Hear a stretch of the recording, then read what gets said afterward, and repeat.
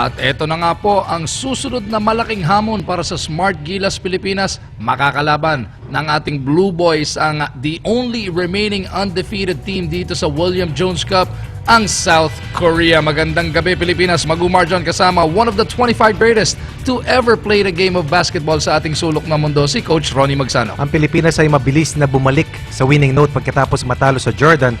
At kagabi, tinalo na lang Malaysia 86-68. Samantalang ang koponan ng Korea, bahagyang naglaro sa tadhana, subalit eventually nakalusot kontra sa Japan 69-67. So itataya natin ang ating 3-1 record kontra sa 4-0 ng Korea. Let's take a look at the top performers kagabi kontra sa Malaysia. Nagdesisyon si Coach Raiko Turuman na ipahinga na nga si Marcus Dautin at si JD Casio in preparation para dito sa paghaharap sa Korea. At itong tatlong manlalaro na to ay tumikada ng 41 out of the 86 points of the Philippine team. Idagdag mo pa dyan ng puntos ni Japet Aguilar na nasa twin digits din sa magandang panalo ng Pilipinas kontra Malaysia.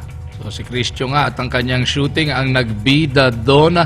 At ito ang ating naging lakbay so far heading into day number 5. Tinalo natin ang Iran, ang defending champion, ang two-time champions na Iran by 14 points. Tinalo natin ang host country by 12 points bago tayo natalisod kontra Jordan 2 days ago. Subalit mabilis tayong bumalik at ngayon once again in contention to take away the top spot from Korea kung tayo'y makakalusot laban kay Coach Herjay at sa kanyang mga bataan.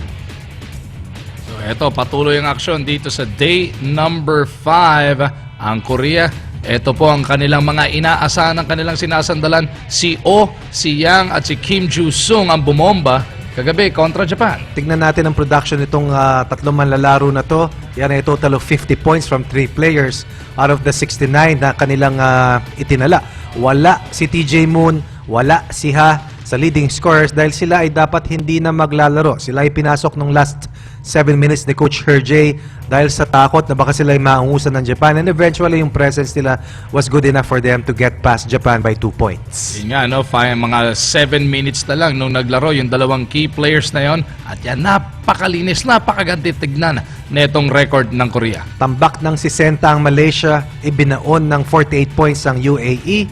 Samantalang tinalo rin nila in an impressive fashion ng Iran by 18 markers before going down to a tournament low 69 points. Mabuti na lamang in the end, they were able to make one defensive stop against a 3-point shot of Team Japan na kung saan yung defensive stop na yun ang naging dahilan upang preserbahan nila ang 2 puntos na abante para manalo laban sa Japan. So yan nga pong perfect record ng Korea. Ang gustong bahiran, yan ang pipilitin natin dungisan sa pagtatapat ng Smart Gilas Pilipinas at South Korea. At yan po ihahatid natin sa inyo live na live dito lang sa Active on IBC sa ilang sandali na lamang.